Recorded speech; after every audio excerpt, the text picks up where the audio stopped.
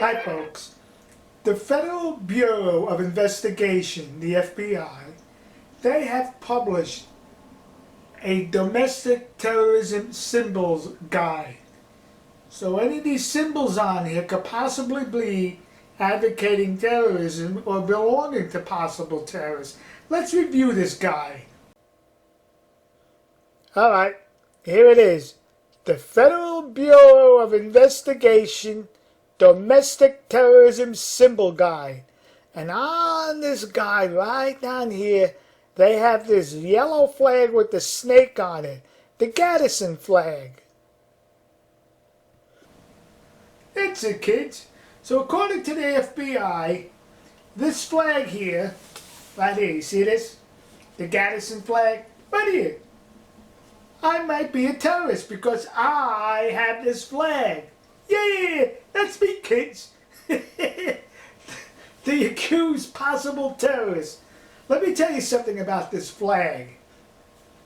This flag with the snakes on it, and the writing down there says, do not threat on me, or don't threat on me. It's an extension of a drawing Benjamin Franklyn issued some years earlier. This flag was created at the inception of the American Revolution in 1775. Prior to that, some years earlier, Benjamin Franklyn published a drawing of a snake cut up into 13 parts, representing each one of the 13 colonies. Meaning, we stand divided, so we're not powerful enough to fight against the mother country of the United Kingdom. And that's why on this flag, they put the snake together and said, don't threat on me. Meaning now we're together, 13 colonies is one, and you step on a snake, you're going to get bit. The British were sending prisoners to the United States, to the 13 colonies. So Benjamin Franklyn suggested, perhaps we should send them snakes in return. So the snake has been involved in the around this way. So the snakes have been involved in the colonial America for a long time. So now on that list is this flag. And if that wasn't good enough, now they also have this flag over here, known as the Betsy Ross flag. Yeah, that's it, kids. I'm a bona fide possible terrorist because I have the Gadsden flag, that's what that previous flag is called, and this here, the Betsy Ross flag. So I'm a possible terrorist. That's me, kids. Colonial Tony the terrorist, possibly, because I have this flag. So you see, folks, this flag, incidentally, is the Betsy Ross flag, the first flag of the Stars and Stripes. Every school child in America prior to the last 40 years is very familiar with this flag that represents patriotism and the pride in our country. That's why it's the enemy list. And let me tell you something.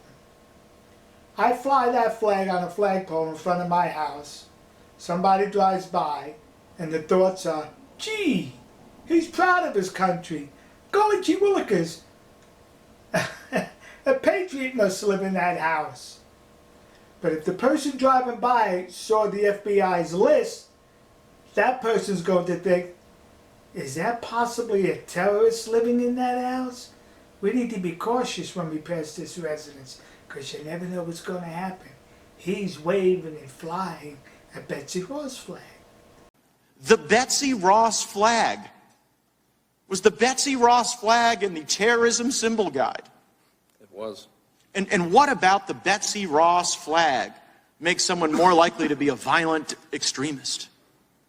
I wish there was a reasonable explanation for that question. There isn't. Well, folks, the FBI, remember, is the organization that labeled parents going to school board meetings as possible terrorists. And they would sit in the parking lot writing down the license plate numbers so they could be watched. Mr. Friend, you ever been to a school board meeting? Yes, I have. FBI ever sent you to the parking lot of a school board meeting? Yes, they have. And in the parking lot of a school board meeting where the FBI sent you, you were taking down information regarding people's license plates. That's correct. The FBI is the group that harasses Roman Catholics. So now who's the possible terrorist here? I say, out of all the emblems they have on that list, they left out this symbol. This symbol should be on the possible terrorist list also, for its recent behavior in these United States of America.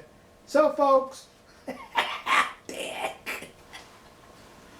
if wearing this hat and waving this flag make me a possible terrorist, then I stand proud to be standing with the colonials, or no longer colonials, with those who fought the war to gain the independence of this country. Now, were they terrorists? Well, if you ask King George, he would say yes. But we're not asking King George. We're asking King Joe. King Joe Biden. All right, folks. We'll see you. God bless you. God bless America. And God bless the nation you happen to be in. And be careful what flags you fly. See ya.